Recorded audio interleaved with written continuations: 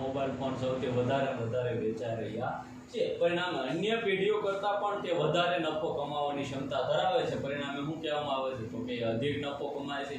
સામે વિવો વાળા છે, ઓપ્પો વાળા હોય તો ઓપ્પો વાળા છે, સામે બીજી કંપનીઓ જોઈએ તો ઓપ્પો છે, વિવો છે, રિલાયન્સ વાળા છે, તો આ બધી કંપનીઓ છે એના કરતાં સામે ટાટા કંપની છે એના પણ મોબાઈલ ફોન પહેલાં મળતા હતા, એના બદલે શું છે કે સેમસંગે સૌથી વધારે માર્કેટ બનાવી દીધું। પરિણામે શું છે સામાન્ય પેઢીઓ કરતાં પણ વધારે નફો કમાઈ શકવાની ક્ષમતા ધરાવે છે, તેને શું કહેવામાં આવે છે અધિક નફા તરીકે ઓળખવામાં આવે છે। એવી જ રીતે માર્કેટની અંદર જોઈએ તો કરિયાણાની દુકાનો ઘણી બધી છે, પણ એ કરિયાણાની દુકાનોમાં પણ સૌથી વધારે માર્કેટ હોય તો હિંમતલાલ મોચીચંદની એક દુકાન આવેલી છે, જે ગોળ બજાર છે, ગોળની દુકાન એની સામે હિંમતલાલ મોચીચંદની દુકાન છે।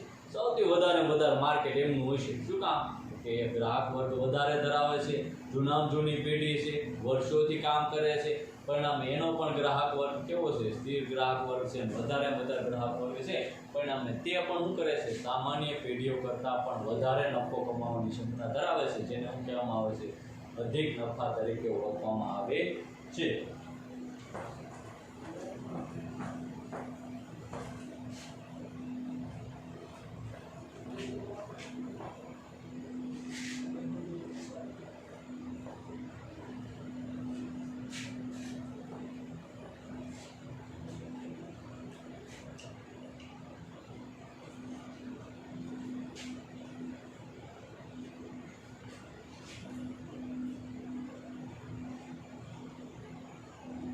પાઘડીની હિસાબી અસર અંગેની નીચે મુજબની જુદી પરિસ્થિતિઓ ઉદ્ભવતી હોય છે, જેમાં આપણને 6 પ્રકારની પરિસ્થિતિઓ આપેલી છે, જેમાં જ્યારે નવા ભાગીદાર દ્વારા ખાનગી રીતે પાઘડી આપવામાં આવે ત્યારે અથવા ખાનગી રીતે પાઘડી લાવવામાં આવે કે ભાઈ કોઈ નવા ભાગીદારને આપણે પ્રવેશ આપતા હોય અને એ જે કાંઈ પાઘડી પેટે રૂપિયા આપે છે જૂના ભાગીદારોને છે વેચી દે છે, પણ એ ક્યાંય હિસાબી ચોપડામાં અસર દર્શાવતા નથી કે ભાઈ પાઘડી પેટે એને માની લો 2 લાખ રૂપિયા લાવવાના છે તો એ 2 લાખ રૂપિયા લાવ્યા એ કોને આપી દેશે અને કોને આપી દે છે। કોણ ભાગીદાર છે તો કે સીને પ્રવેશ આપ્યો છે, આપણે પ્રવેશ કોને આપ્યો છે સીને, પણ જે સી પાઘડી પેટે માની લો કે 2 લાખ રૂપિયા રોકડા લાવે છે, આ 2 લાખ રૂપિયા રોકડા લાવે એની કોઈ હિસાબી નોંધ કરવામાં આવતી નથી, જેને શું કહેવામાં આવે છે ખાનગી રીતે પાઘડી લાવ્યા કહેવાય। શું કહેવાય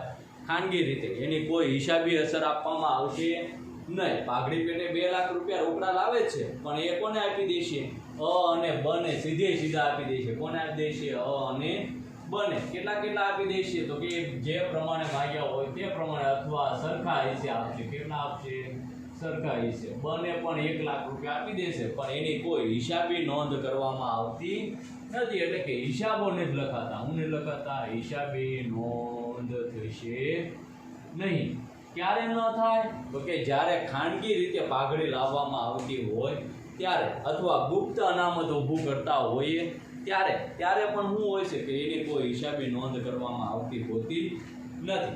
એમાં જોઈએ બીજો મુદ્દો, જ્યારે નવો ભાગીદાર તેના ભાગની પાઘડીનું પ્રીમિયમ રોકડમાં કે અન્ય સ્વરૂપે લાવે અને તે ધંધામાં રાખી મૂકવામાં આવે। જ્યારે નવો ભાગીદાર પોતાના ભાગની પાઘડી છે એ રોકડમાં લાવે છે તો એની હિસાબી નોંધ થશે। શું કામ તો કે પાઘડી છે અનામત તરીકે રાખવામાં આવે છે, એને ભાગીદારો વચ્ચે વહેંચવામાં આવતી નથી તો એની હિસાબી નોંધ થશે, પણ જ્યારે ગુપ્ત રાખવાની હોય પાઘડી ત્યારે એની કોઈ હિસાબી નોંધ થાય નહીં। જ્યારે નવો ભાગીદાર તેના ભાગની પાઘડીનું પ્રીમિયમ રોકડ સ્વરૂપે લાવે અને જૂના ભાગીદારો તેમને મળેલ પાઘડીની રકમ રોકડમાં ઉપાડી જાય, એટલે નવો ભાગીદાર છે પાઘડી પેટે રોકડા લાવે અને વળી પાછી એમાંથી તે જૂના ભાગીદારો છે અડધી રકમ ઉપાડી જતા હોય, ઘણી વખત 60% રકમ ઉપાડી જતા હોય, ઘણી વખત છે 100% પાઘડી પણ ઉપાડી જતા હોય, તો એવા હિસાબી અસરો અહીંયા આપવાની થશે। નંબર 4, જ્યારે નવો ભાગીદાર તેના ભાગની પાઘડીનું પ્રીમિયમ રોકડમાં ન લાવે, એટલે કે ઘણી વખત એવા પણ દાખલા આવશે આપણે કે પાઘડી પેટે રોકડા લાવતો ન હોય તો શું કરવાનું તો કે જૂના ભાગીદારો ખાતે જમા કરવાનું, નવા ભાગીદારના મૂડી ખાતે શું કરવાનું થશે તો કે ઉધાર કરવાનું થશે, એની પણ હિસાબી અસરો આપણે લખાવશું। જ્યારે નવો ભાગીદાર તેના ભાગની પાઘડીનું પ્રીમિયમ અંશતઃ રોકડમાં લાવે અને અંશતઃ રોકડમાં લાવતો હોતો નથી.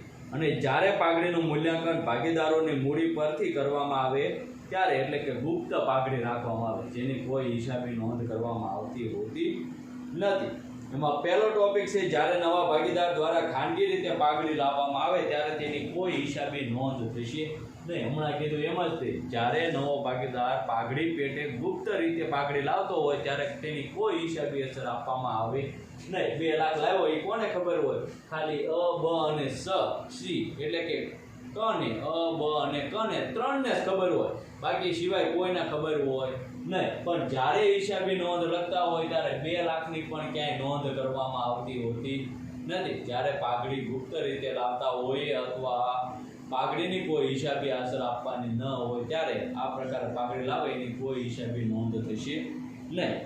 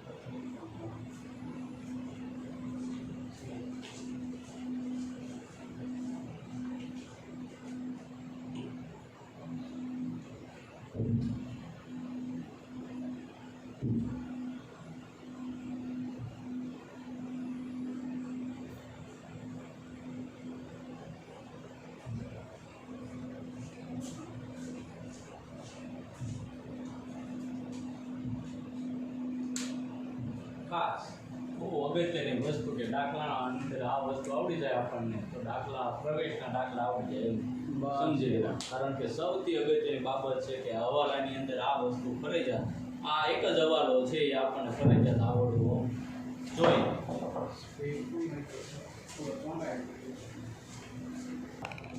માં સૌથી અગત્યની બાબત જોઈએ કે નવો ભાગીદાર છે એ મૂડી પેટે રોકડા લાવે. રોકડા લાવે એનો અર્થ શું થાય કે ભાઈ પેઢીની અંદર રોકડ આવે છે. કોણ લાવે છે? તો કે નવો ભાગીદાર લાવે છે. રોકડ ખાતાનો પ્રકાર કયો? તો કે માલ મિલકત ખાતું. માલ મિલકત ખાતાનો નિયમ શું?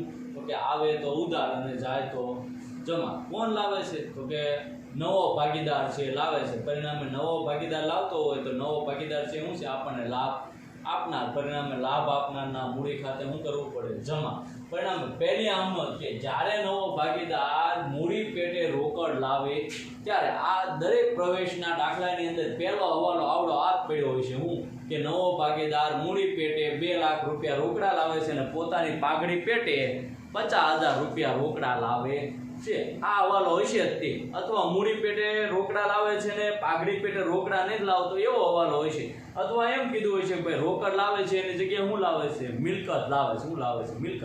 તોય આમનોંધમાં કોઈ ફેરફાર થાય નહીં. આમનોંધ જે છે એની એ જ રહે. રોકડ ખાતે અથવા શું લાવે? તો કે મિલકત લાવે છે. શું લાવે છે? મિલકત. મિલકત લાવતા હોય તો જે તે મિલકત ખાતે લખી નાખવાનું. લખી નાખવાનું જે તે મિલકત ખાતે. એટલે આ આમનોંધ છે ખાલી 3 જ આમનોંધો છે. કેટલી આમનોંધો છે? 3. એમાંની પહેલી આમનોંધ કે નવો ભાગીદાર મૂડી પેટે રોકડા લાવે એટલે પહેલી આમનોંધ થશે કે ભાઈ નવા ભાગીદાર મૂડી પેટે રોકડા લાવે એટલે રોકડ ધંધામાં આવી. પરિણામે આમનોંધ શું થશે? તો કે રોકડ ખાતે ઉધાર તે નવા ભાગીદારના મૂડી ખાતે જમા. શું થશે? રોકડ ખાતે ઉધાર તે નવા ભાગીદારના મૂડી ખાતે જમા. આ વસ્તુ કમ્પ્લીટ દરેક દાખલાની અંદર પહેલો જ હવાલો આનો પડેલો છે. બીજું પહેલા જ હવાલાની અંદર બીજી વસ્તુ લખેલી છે.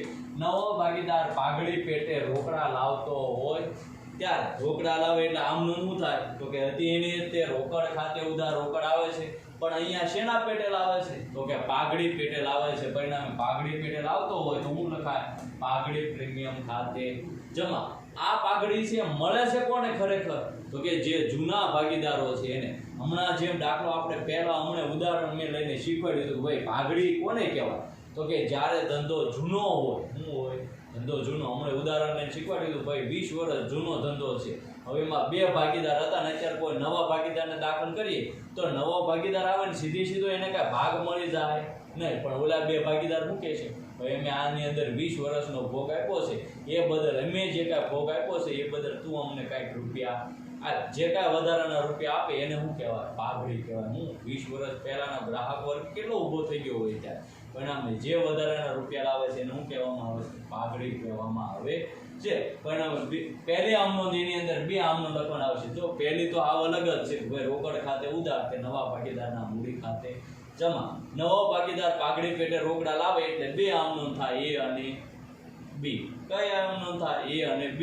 જો પણ નવો ભાગીદાર પાઘડી પેટે રોકડા ન લાવતો હોય તો એક જ આમનોંધ થાય. કેટલી આમનોંધ થાય? એક જ તે. નવો ભાગીદાર પાઘડી પેટે રોકડા લાવે એટલે પહેલી આમનોંધ રોકડ ખાતે ઉધાર તે પાઘડી પ્રીમિયમ ખાતે જમા થશે. બીજી આમનોંધ જે જમા થયું છે હવે ઉધાર કરી નાખું. પાઘડી પ્રીમિયમ ખાતે ઉધાર તે જૂના ભાગીદાર એના મૂડી ખાતે અને તે જૂના ભાગીદાર બીના મૂડી ખાતે. ટૂંકમાં નવો ભાગીદાર પાઘડી પેટે જે કાંઈ રોકડા લાવે છે ને એ શું છે? તો કે જૂના ભાગીદારો વચ્ચે વહેંચાઈ જશે. માની લો કે નવો ભાગીદાર પાઘડી પેટે રોકડા 50,000 લાવ્યો તો એ 50,000 કોની વચ્ચે વહેંચાઈ જશે? તો કે A અને B વચ્ચે. કયા પ્રમાણમાં વહેંચાય છે? તો કે અહીંયા A અને B ના મૂડી ખાતે જમા. પણ કયા પ્રમાણમાં? તો કે ત્યાગના પ્રમાણમાં. કયા પ્રમાણમાં? ત્યાગના પ્રમાણમાં. અહીંયા પણ કયા પ્રમાણમાં? ત્યાગના પ્રમાણમાં જમા થશે. ત્યાગના પ્રમાણમાં બંને ભાગીદારોના મૂડી ખાતે શું કરવાનું થશે? જમા કરવાનું થશે. નવો ભાગીદાર જે કાંઈ પાઘડી પેટે રોકડા લાવે છે પાઘડી પ્રીમિયમ ઉધાર તે જૂના ભાગીદારો એના મૂડી ખાતે જૂના ભાગીદાર બીના મૂડી ખાતે પણ બંને જે ત્યાગ કર્યો હોય તેટલા જ પ્રમાણમાં એના ખાતે જમા કરવામાં આવશે.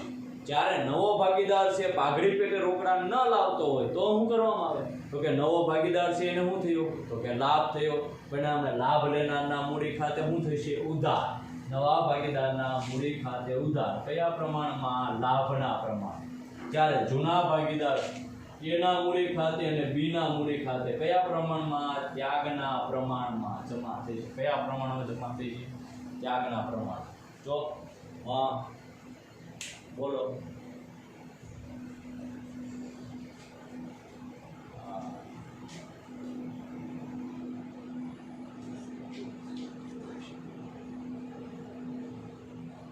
ભાગીદાર પાઘડી પેટે રોકડા લાવે ત્યારે ફરી વખત શીખી લઈએ. રોકડ ખાતે ઉધાર તે પાઘડી પ્રીમિયમ ખાતે જમા. બીજી આમ નોંધ, પાઘડી પ્રીમિયમ ખાતે ઉધાર તે જૂના ભાગીદાર એના મૂડી ખાતે અને તે જૂના ભાગીદાર બીના મૂડી ખાતે જમા થશે. હવે માંડો કે એની જગ્યાએ આપણને એમ કીધું હોય નવો ભાગીદાર પાઘડી પેટે રોકડાની જગ્યાએ જમીન લાવે છે તો રોકડ હતી એ પણ શું હતી? મિલકત. તો અહીંયા જે રોકડ લખી છે એની જગ્યાએ શું લખી નાખશું?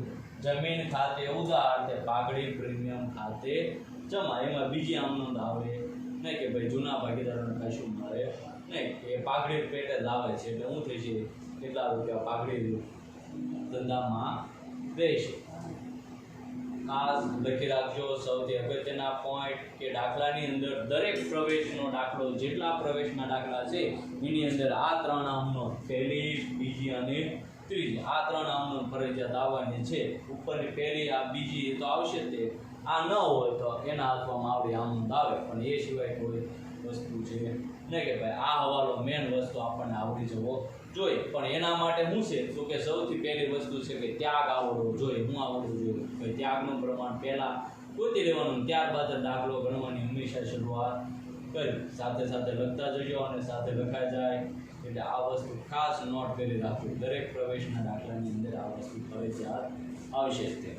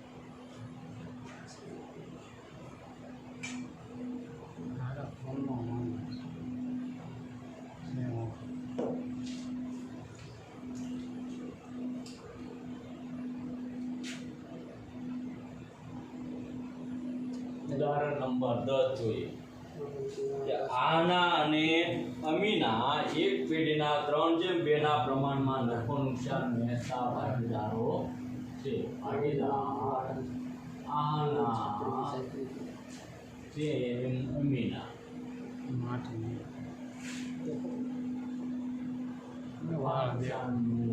પ્રમાણ અથવા જૂનો ભાગ જૂનો ભાગ 3/2 કુલ ભાગ લખીએ તો કુલ ભાગ 5 3/5 અને 2/5 વહેંચતા ભાગીદારો છે તેમને અમનને 1/4 ભાગે પેઢીમાં નવા ભાગ તરીકે દાખલ કર્યો.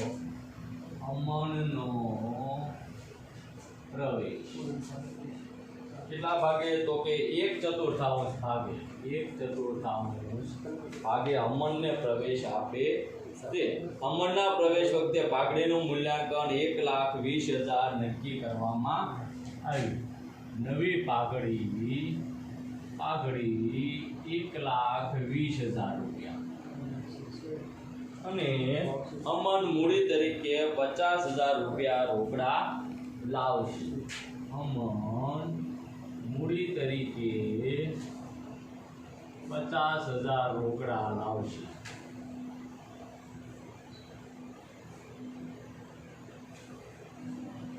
હમણાં આપણે જે આમ નોંધો લખાવી આમ નોંધો ખાસ યાદ રાખજો. એની એ જ વસ્તુ છે આમ નોંધો પણ એની એ જ આવશે. પહેલી આમ નોંધ હતી એ ફરી વખત યાદ કરી લઈએ. જ્યારે નવો ભાગીદાર પોતાની મૂડી તરીકે રોકડા લાવતો હોય ત્યારે જો આવ્યો મુદ્દો પહેલો કે અમન મૂડી તરીકે 50,000 રૂપિયા રોકડા લાવશે. અમન છે નવો ભાગીદાર, એ મૂડી તરીકે 50,000 રોકડા લાવશે અને નવી પેઢીની પાઘડી કેટલી નક્કી થઈ તો કે 1,20,000 પાઘડી નક્કી થઈ. કેટલી નક્કી થઈ? 1,20,000. આ કુલ પાઘડી છે. કેટલી પાઘડી છે?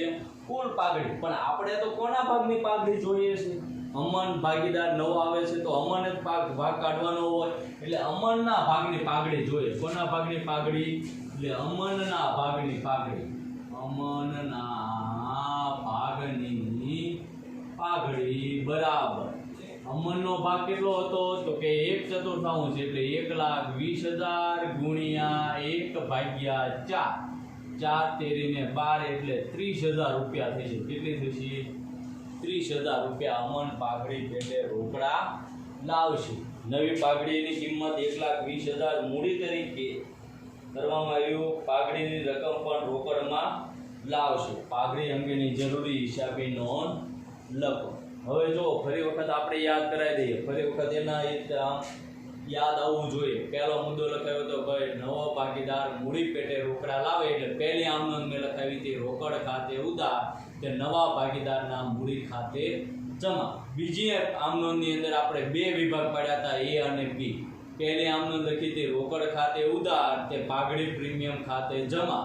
બીજી આમ નોંધ લખી હતી બી કરીને પાઘડી પ્રીમિયમ ખાતે ઉધાર તે એ ના મૂડી ખાતે અને તે બી ના મૂડી ખાતે. અહીંયા નફા નુકસાનનું નવા પ્રમાણ વિશે કોઈ સૂચના આપણને આપવામાં આવેલી નથી. જ્યારે નફા નુકસાનના નવા પ્રમાણ વિશે કોઈ સૂચના આપવામાં આવેલી ન હોય ત્યારે જૂનું પ્રમાણ છે એ જ તે કોનું પ્રમાણ હોય? ત્યાગનું પ્રમાણ હોય. શું હોય? ત્યાગનું પ્રમાણ. એટલે અહીંયા નોંધ કરીને લખીએ.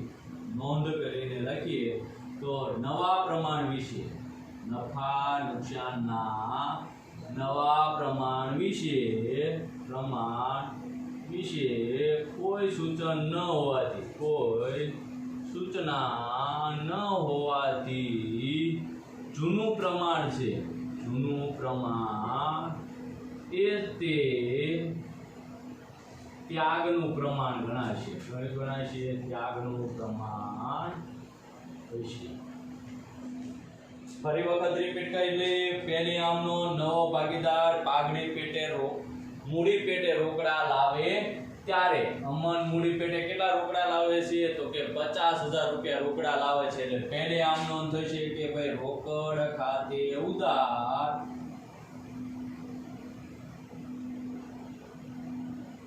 નવો ભાગીદાર મૂડી પેટે રોકડ લાવે.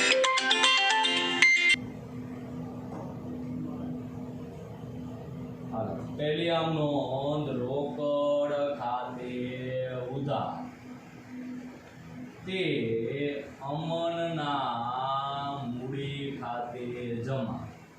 કેટલા રૂપિયા મૂડી પેટે રોકડા લાવે છે કે અમન મૂડી એટલે રોકડા 50,000 રૂપિયા લાવે છે એટલે રોકડ ખાતે ઉધાર 50,000 તે અમનના મૂડી ખાતે જમા 50,000 રૂપિયા. આ પહેલી આમ નોંધ ફરજિયાત દરેક દાખલાની અંદર હશે. તે એમાં બે નંબરની આમ નોંધ લખાવી હતી. એમાં એ અને બી વિભાગ પાડ્યા હતા. શું પાડ્યા હતા? એ અને બી વિભાગ. જેમાં એ વિભાગ આપણે પાડ્યો હતો કે ભાઈ રોકડ ખાતે ઉધાર પાઘડી પેટે નવો ભાગીદાર રોકડ લાવે ત્યારે એમાં પહેલી આમનું લખાવી હતી રોકડ ખાતે ઉધાર તે પાઘડી પ્રીમિયમ ખાતે જમા. પાઘડી પ્રીમિયમ ખાતે જમા. બીજી આમનું લખાવી હતી પાઘડી પ્રીમિયમ ખાતે ઉધાર તે જૂના ભાગીદાર. અહીંયા જૂના ભાગીદાર કોણ છે? આહાના અને અમીના. તે આહાનાના મૂડી ખાતે જમા અને તે અમીનાના મૂડી ખાતે જમા. કેટલા રૂપિયા પાઘડી પેટે રોકડા લાવે છે? તો આપણે પાઘડી ગણીતી, કુલ પાઘડી 1,20,000. કોના ભાગની પાઘડી ગોતવાની? તો કે નવો ભાગીદાર હોય તે. નવો ભાગીદાર કોણ છે? અમન. અમનના ભાગની પાઘડી જોઈએ તો કેટલી આવી હતી? 30,000 રૂપિયા આવી હતી. કેટલી આવી હતી? 30,000. પરિણામે આમનો શું થશે? તો કે રોકડ ખાતે ઉધાર કેટલા રૂપિયા? 30,000 રૂપિયા. તે પાઘડી પ્રીમિયમ ખાતે જમા 30,000 અને 30,000 રૂપિયા. બીજી આમનો થશે પાઘડી પ્રીમિયમ ખાતે ઉધાર 30,000 રૂપિયા.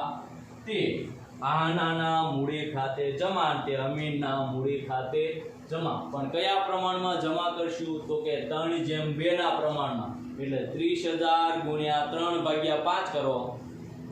30,000 ગુણ્યા 3/5 કરો.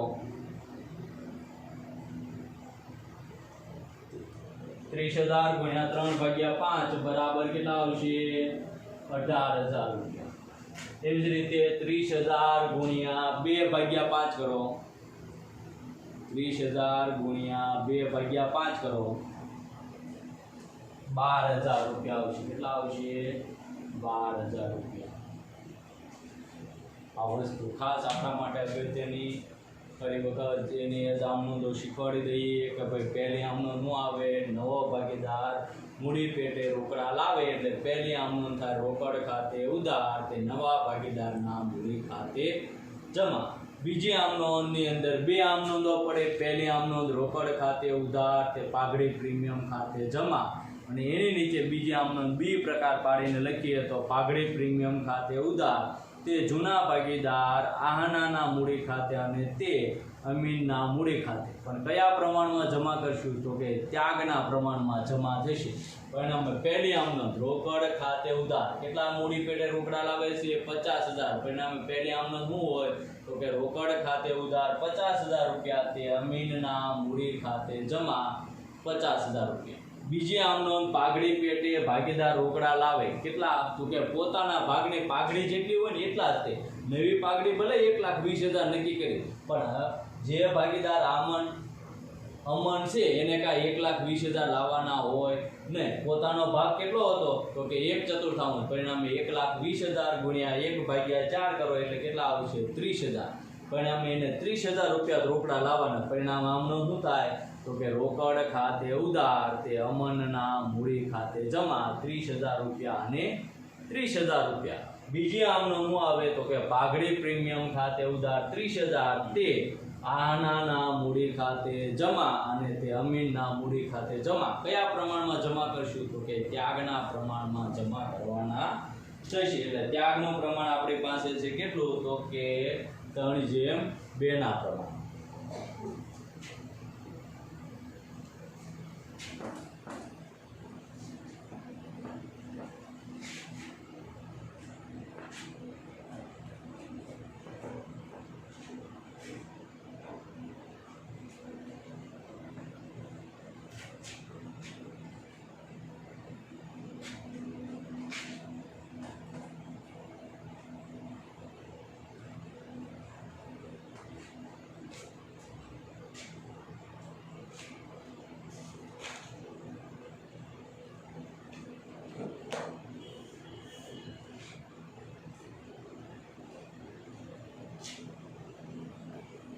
ઉદાહરણ નંબર 11 જોઈએ.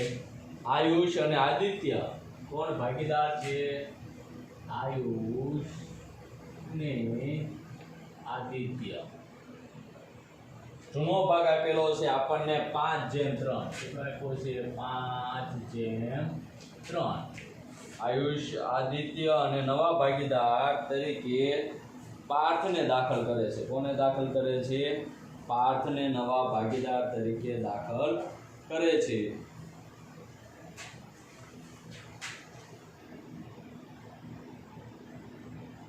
અહીંયા લખીએ કુલ 3 ને 5 ને 3 8 5/8 અને 3/8. નવો ભાગ આપેલો છે. નવો ભાગ 2 2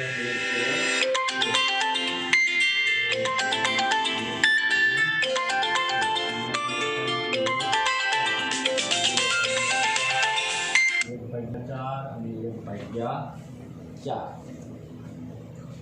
પાર્થ તેના પાકની મૂડી અને પાકડી પેટે જમીન મકાન 1 લાખ રૂપિયા, મોટર કાર 50,000, રોકડા 30,000 લાવે છે. પેઢીનું પાકડીનું મૂલ્યાંકન 1,60,000 કરવામાં આવ્યું. નવી પાકડી આપેલી છે. નવી પાકડી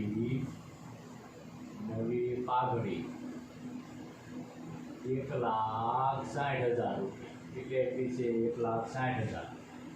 કોણ? પાર્થના ભાગની પાઘડી. પેલો ટોપિક પાર્થના ભાગની પાઘડી. આ પેલું કામ કરી નાખવાનું છે. પાર્થના ભાગની પાઘડી કેટલી આવે? તો કે 1,60,000 ગુણ્યા પાર્થનો ભાગ કેટલો છે? 1/4.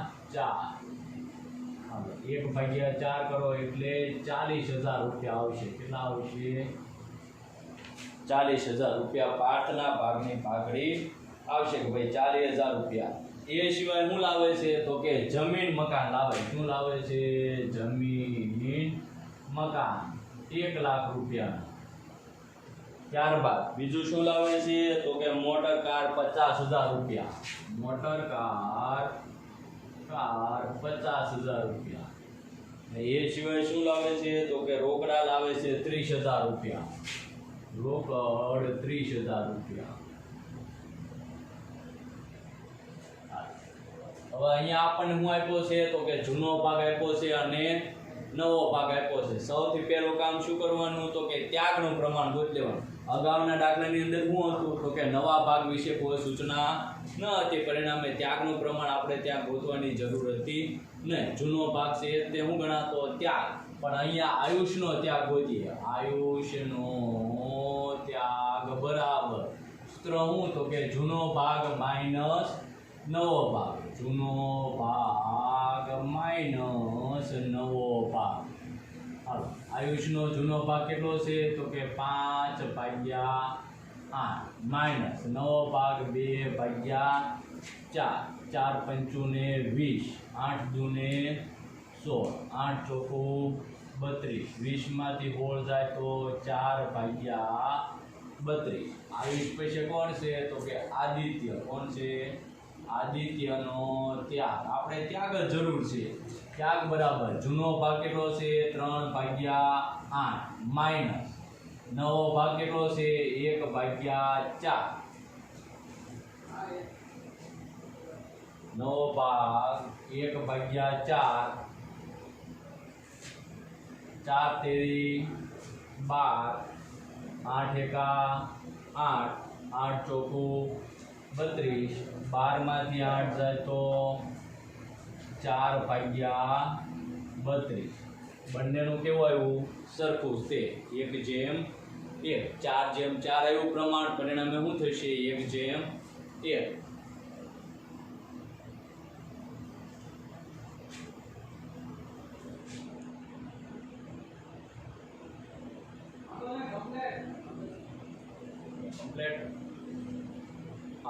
શું લાવે છે? તો કે જમીન લાવે છે, મોટર કાર લાવે છે અને રોકડા લાવે છે. આ બધું કેના પેટે લાવે છે? મૂડી પેટે લાવે. મૂડી પેટે લાવે એટલે નવો ભાગીદાર મૂડી પેટે રોકડા લાવે ત્યારે આમનો શું થાય? તો કે રોકડ ખાતે ઉધાર તે નવા ભાગીદારના મૂડી ખાતે જમા. એની એ જ વસ્તુ અહીંયા આમનો ફરી વખત લખી નાખીએ કે ભાઈ એના એ જ તે વસ્તુ. કઈ કઈ વસ્તુ લાવે છે? જમીન મકાન. એટલે જમીન લાવે છે એટલે જમીન ખાતે ઉધાર.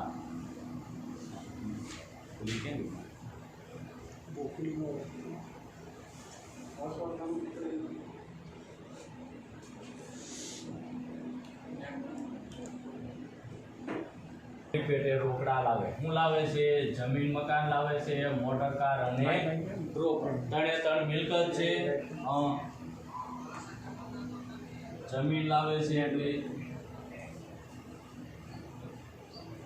અરે કમ્પ્લીટ વસ્તુ દેખાય છે. જમીન મકાન ખાતે ઉધાર. જમીન મકાન કેટલા રૂપિયા લાવે છે?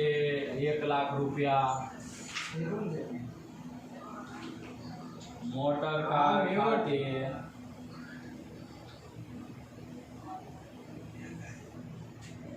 કાર ખાતે ઉધાર 50,000 રૂપિયા.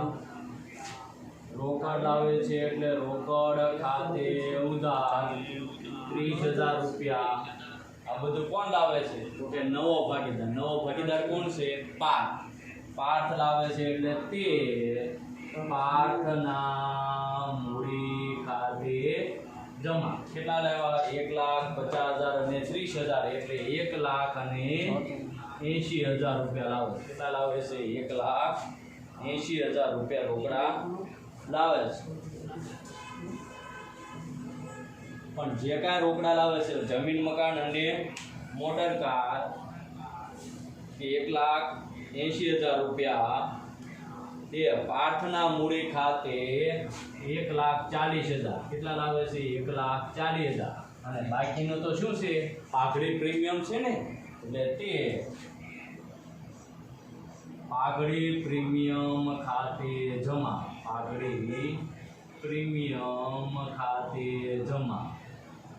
કેટલા રૂપિયા 40,000 કેટલા આવશે 40,000 અહીંયા બીજી આમનો જોઈએ તો રોકડ ખાતે ઉધાર તે પાઘડી પ્રીમિયમ ખાતે જમા એ આમનો નીકળી જશે શું કામ તો કે એ આમનો આની ભેગી આવી ગઈ શેની ભેગી આવી ગઈ આની ભેગી જમીન મકાન અને મોટર કાર અને રોકડા લાવ્યા હતા એમાં 40,000 રૂપિયા શેના હતા તો કે પાઘડી પ્રીમિયમના હતા શેના હતા પાઘડી પ્રીમિયમના એટલે ત્યાં સીધી કયા આમનો આવશે તો કે બીજી આમનો આવશે એટલે બી આમનો શું થાય છે તો કે પાઘડી પ્રીમિયમ ખાતે ઉધાર 40,000 રૂપિયા પાઘડી પ્રીમિયમ કેટલું છે તો કે 40,000 રૂપિયાનું છે તે કોને મળે જૂના ભાગીદાર કોણ છે આયુષ તે આયુષના મૂડી ખાતે જમા અને તે આદિત્યના મૂડી ખાતે જમા કેટલા રૂપિયા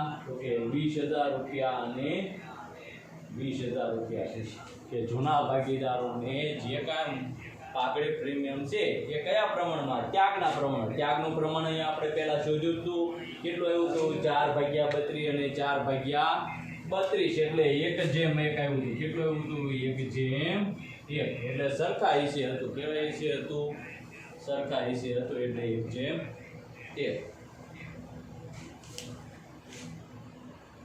બાકીના ઉદાહરણ 12